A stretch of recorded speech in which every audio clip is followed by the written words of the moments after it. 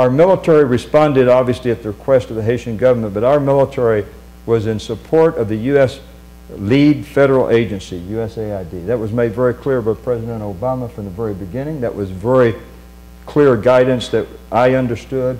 Once designated Joint Task Force Commander, and the administrator immediately launched a former ambassador, Ambassador Lou Luck, there to take charge of the USAID. So it was about how do we bring together unity of effort, and the effort we were trying to do was to save lives and mitigate the suffering of the Haitian people, which no matter what sector you were from or what agency, I think we all agreed on that. That was the reason we were there. And the unity of effort was tremendously challenged. As mentioned, you know, whether there was 1,000 NGOs in the country at any one time or 140 different nations, the UN, but clearly the United Nations, through the structure that has been talked about, was leading the humanitarian assistance effort. Our part was trying to figure out how we could best integrate within that and develop outside the what we call C2 in the military, command and control. I realized very quickly, as I said, this is not about command and control. This is about coordinating and collaborating. And how do you put the mechanisms together from the strategic level down to the tactical level to effectively coordinate and collaborate with all the agencies, and even with those who don't want to play within the system. I mean, some NGOs were part of the system and some were not, but trying to convince them to become part of this. And I would commend you to study Haiti, because I believe what has been put in place there is a fairly effective coordination and collaboration system that the UN architecture has in place. It took a number of weeks to get it up and running, but we in the military established a humanitarian assistance coordination cell. I put a Canadian general, who was on my staff, by the way, in charge of this with about 30 military folks.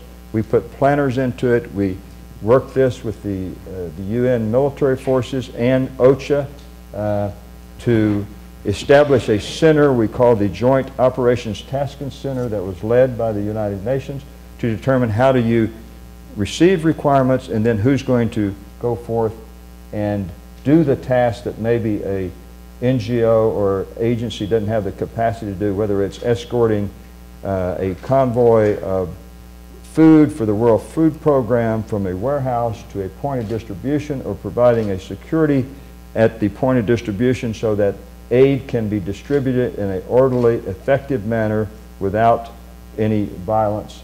And that was, we worked alongside the World Food Program to establish the first major surge of food. Obviously from day one we were pushing food out very ad hoc just to get it to the point of need, but we needed to put in place a system that could feed 3 million people. The U.S. military certainly wasn't the experts on that. The World Food Program was the expert. So we asked them, you tell us what you need. We can help you plan it.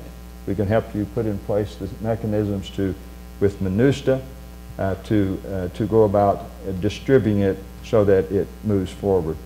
And we did not do, we tried never to do anything by ourselves. We always wanted to do it alongside the UN forces, which we worked very closely with them on everything we did. I had the fortune to have served with General Floriano Peixoto in 1984, so we had known each other since we were captains. That helped immensely as we went forward. And I think those relationships at every level, but principally down at the NGO level with our commanders working side by side, whether it was in the biggest displaced persons camp at the Pétionville Golf Course, where you had a displaced persons camp of nearly 50,000, the Catholic Relief Services being one of the major NGOs, the Jenkins Pen Haitian Relief Organization being the camp manager and running this camp, but working to enable them to do these things. So our military, just to close, at the height of our response, had 22,000 troops on about 1 February, which included 58 aircraft and 15 ships. Today we're under 1,900, and we have transitioned our military support based upon the conditions on the ground and in coordination with USAID, who we were in support of, obviously, and the UN, and making a deliberate decision. We no longer need the aircraft carrier. We no longer need the hospital ship Comfort. We no longer need these troops. And we're bringing those forces down today because the civilian capacities are such that they can do what they need to do, and they no longer need our assistance, and the UN's capacity building up. And our joint task force in Haiti, we estimate, will be able to close out by 1 February if conditions continue to go in the direction they are, and it would then be a traditional support from a military perspective that we were envisioning before the earthquake. Very good, General. Dr. Karnakar, when we talked yesterday in preparation for this, one of the things that, one of your talking points is about the role of the military, and of course the one in Haiti was eloquently described just now by General Keane, and along with the plan to draw down by February 1.